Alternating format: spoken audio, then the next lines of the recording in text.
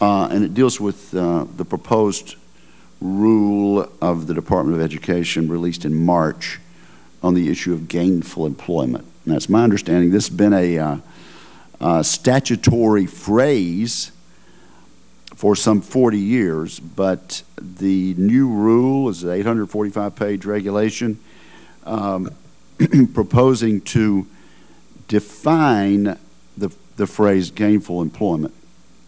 Seems to many of us, Mr. Secretary, that you're discriminating against vocational programs, you're discriminating against for-profit colleges and some community colleges by defining meeting the gainful employment requirement as a program in which students have a debt-to-earnings ratio below 12% 2 years after graduation.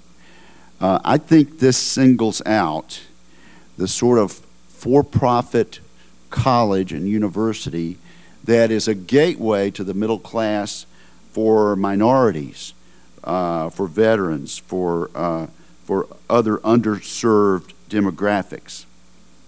And so I'd like you to respond to that. Why did we single out vocational?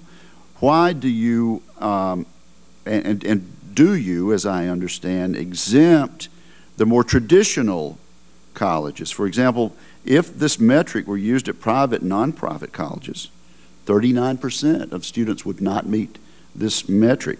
If it were used at the traditional four-year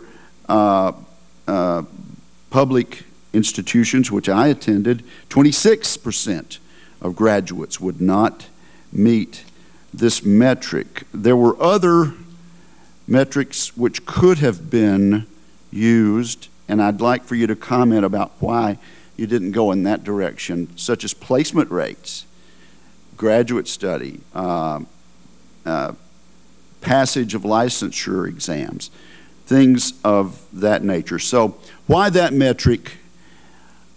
Aren't you in fact discriminating against for-profit colleges, and why not use these other definitions? It's two good questions. Let me start on the early childhood first, and again, just give your Governor Bryant, tremendous credit for investing. Thank you. The question I would have for you and for the state is, what's the unmet need in Mississippi? How many additional 3- and 4-year-olds don't have access to high-quality early learning? And you and I know that by virtually every measure, sadly, Mississippi ranks near the bottom nationally. You know, 48th, 49th, 50th on many measures. And I just don't think that's fair to your children or to your state or to your state's economy. And whatever we can work together to have more children entering school ready to be successful, we want to do that. So thrilled with the investment, as you said. Thank you for that bit of highest praise. But let's work together. Great starting point, but not a finishing point, and let's figure out how we do that. Just quickly, the challenge on the gainful side is obviously Congress defined gainful there, and we just want to make sure that the right thing is happening for taxpayer dollars. Students and to be very clear, where for-profit institutions are helping to prepare people for real jobs that have good wages and help move them up the economic ladder. We want to see them grow. We want to see them thrive. We want to see them prosper.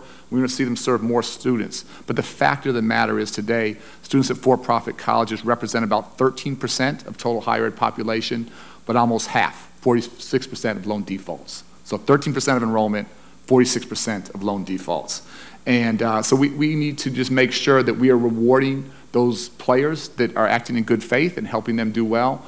But the challenge I think we have, Senator, is when people are taking advantage of the disadvantaged, burdening them with debt, and there are no jobs or no high-wage jobs, and they end up in a worse economic position than when they started. That's something I think none of us can support. I want to read you a quick quote. It says, you'll find accounts of semi-literate high school dropouts lured to enroll in expensive training programs with false hopes for a better future cruelly dashed. You'll read of falsified scores on entrance exams, poor quality training, and harsh refund policies. The pattern of abuses revealed in these documents is an outrage perpetuated not only on the American taxpayer, but tragically upon some of the most disadvantaged, most vulnerable members of society.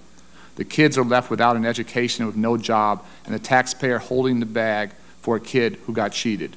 That didn't come from me or this administration. That came from Secretary Bennett, who was President Reagan's Secretary of Education in 1988. And so I think this is something in a bipartisan way, scarce taxpayer dollars, funding these. Where we get a good return, we should help them. Where we don't have a good return, we should challenge the status quo and do that together. We're at a time right now of public comment. We put out a draft. We put out the draft with great humility. And where folks have better ideas, we are absolutely willing to listen, but to do nothing, to accept the status quo where 13% of enrollees are leading to half of our nation's defaults. I think we can do better together. It seems to me, and we have a vote on, so I have to be very, vote on, and we want to be very, very brief. But when you don't apply it to every institution of higher learning, and when there's a 26% failure rate in four-year institutions, 39% in private nonprofit colleges, it seems to me we're singling out one sector, and I would trust consumers to sort this out over time and choose the good colleges which get placement, graduate study, and licensure, and leave it to the private sector.